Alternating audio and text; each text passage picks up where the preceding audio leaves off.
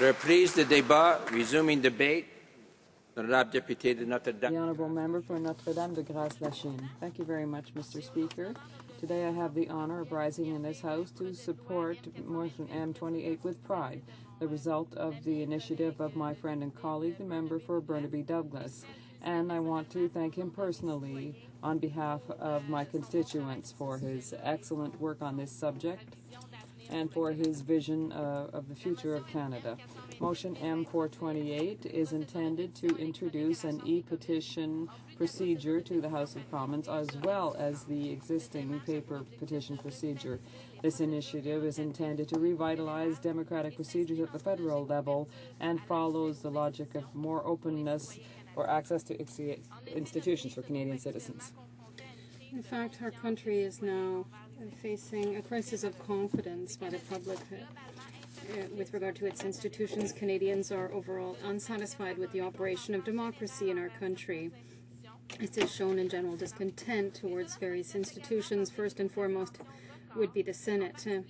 And we see that this also demonstrates itself through record low levels of voting, particularly by young people and minority groups. In fact, abstention rates are alarming. Voter turnout for 18 to 24-year-olds in the federal election in 2011 was only 39%, 20 points lower than the national average for all 8 categories, as shown in a report by Elections Canada. Canada is currently suffering from a democratic deficit. Some sectors of the population are underrepresented, first and foremost young people, but also cultural and linguistic minorities. In fact, their opinions are often marginalized, and citizens have lost control of the parliamentary agenda to interest groups. In fact, access to the agenda goes through a very complex and onerous procedure associated often with submitting a petition before the House of Commons.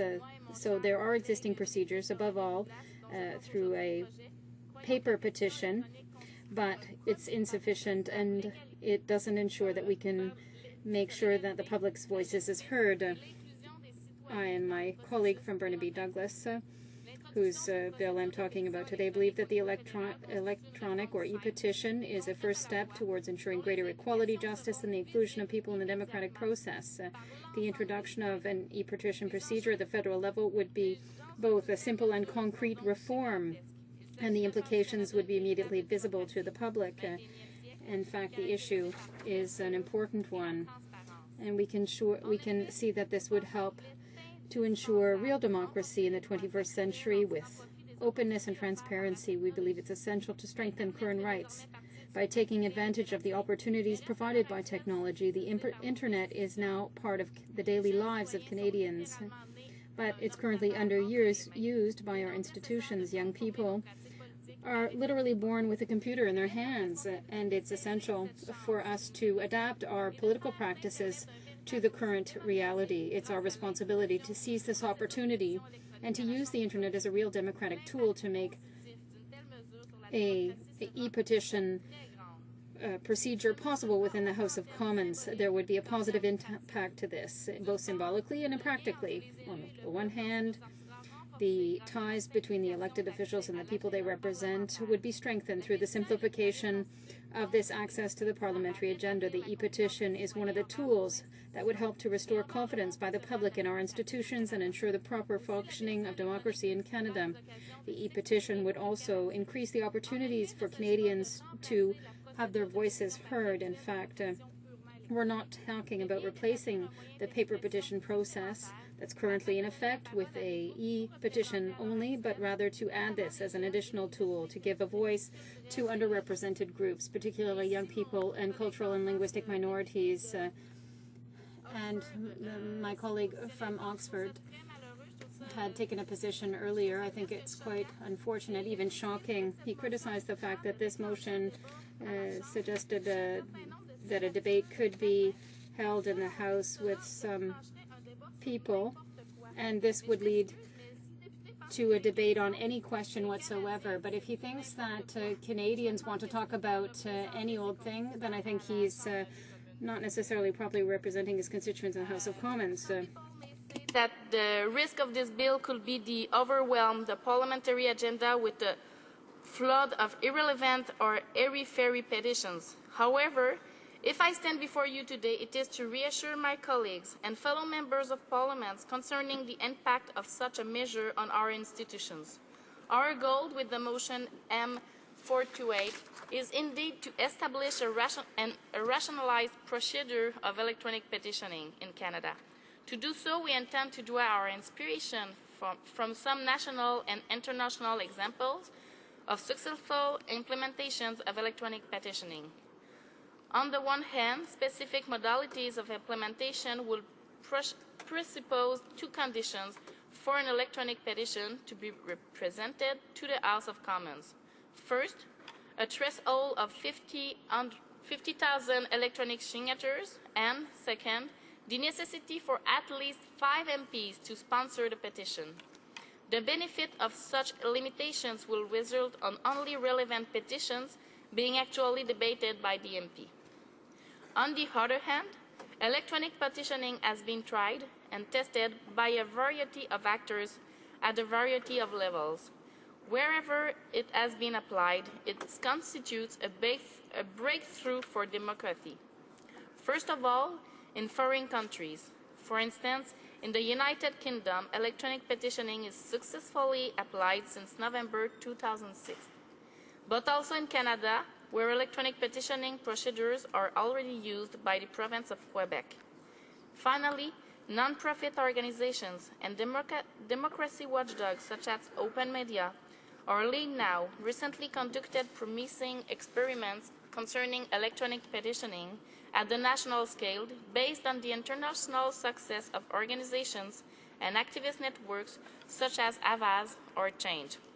Nevertheless, Open Media and Lead Now ultimately faced the impossibility to submit their e-petitions to the House because of their electronic nature. To conduct, I want to insist on the urgent necessity to reform our institutions in order to restore the confidence of our citizens of Canada. Levels of dissatisfaction concerning the way democracy works and operates in Canada are getting higher every day.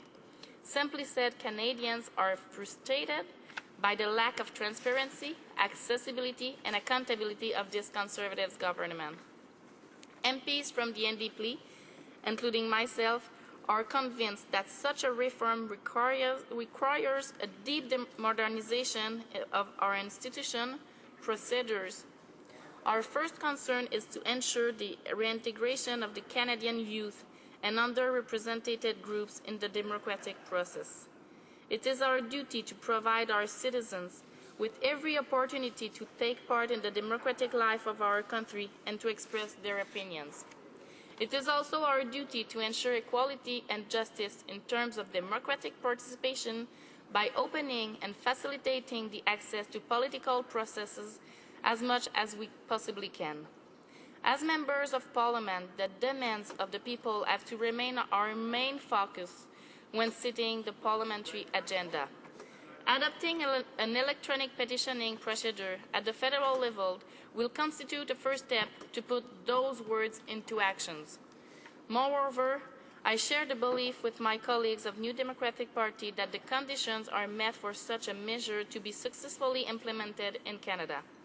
Indeed, we now have the necessary insight and a sufficient number of examples of application of e-petitions at the national and international levels to draw our inspiration from.